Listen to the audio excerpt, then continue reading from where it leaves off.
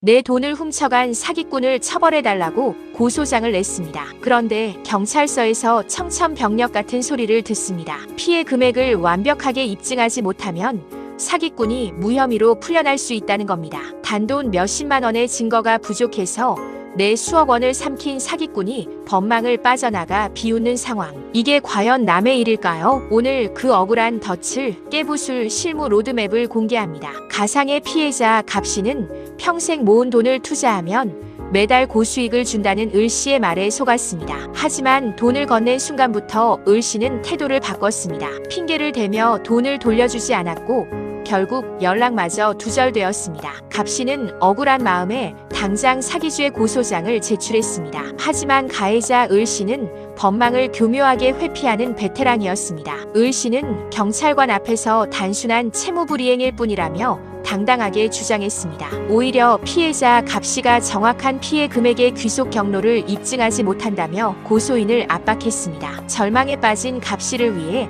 안심법무사가 개입했습니다. 법조문을 단순히 나열하는 것은 아무런 도움이 되지 않습니다. 핵심은 계약 당시 상대방에게 편취 의사와 기망 행위가 있었는지를 정황으로 엮어내는 것입니다. 안심법무사는 일상적인 카카오톡 대화 내용과 반전의 녹취록을 시간 순으로 밀도 높게 재구성했습니다. 을씨가 말했던 허구의 사업 계획과 당시의 실제 자금 바닥 상태를 증명해낸 것입니다. 수사관이 단순 민사 분쟁이 아닌 형사상 기망 행위로 파악하도록 법리적 소명의 정밀도를 극대화했습니다. 결국 사기꾼의 모순된 변명은 조목조목 논박당했고 수사기관의 기소 결정을 완벽하게 이끌어냈습니다. 안심 실무 핵심 요약을 해드리겠습니다. 첫째, 사기죄 성립은 피해 금액의 완벽한 액수보다 계약 당시 기망 행위를 입증하는 것이 핵심입니다. 둘째, 금융거래 내역뿐만 아니라 전후에 모순되는 대화록과 녹취록을 시간순으로 정교하게 엮어야 합니다. 셋째, 경찰 조사 전 고소 대리인 의견서를 통해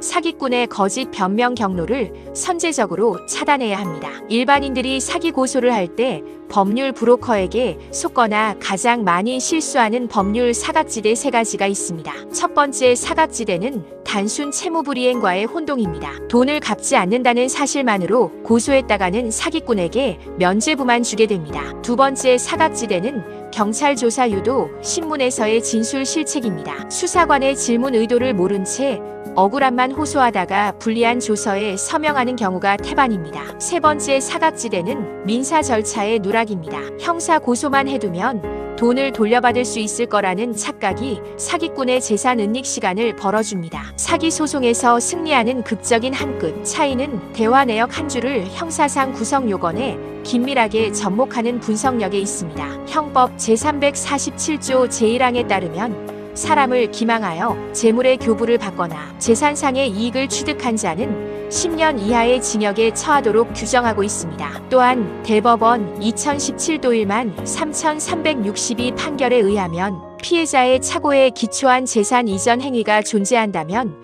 사기죄의 처분행위는 명백하게 성립합니다. 그러므로 지금 당장 해야 할 행동 지침은 사기꾼이 재산을 빼돌리기 전 임차 보증금이나 예금 계좌를 파악해 민사 가압류를 신속하게 병행 조치하는 것입니다. 안심 법무사의 철학은 단순한 서류 작성을 넘어 의뢰인의 무너진 일상을 끝까지 동반하는 데 있습니다. 오늘 영상이 도움되셨다면 구독과 좋아요 부탁드립니다. 영상에서 말씀드린 실제 사기죄 고소장, 서류 양식과 인용된 대법원 판례 전문은 설명란의 블로그 링크에 상세히 올려두었습니다. 지금 바로 확인하시고 소중한 자산을 안전하게 지키시기 바랍니다. 지금까지 안심 법무사였습니다.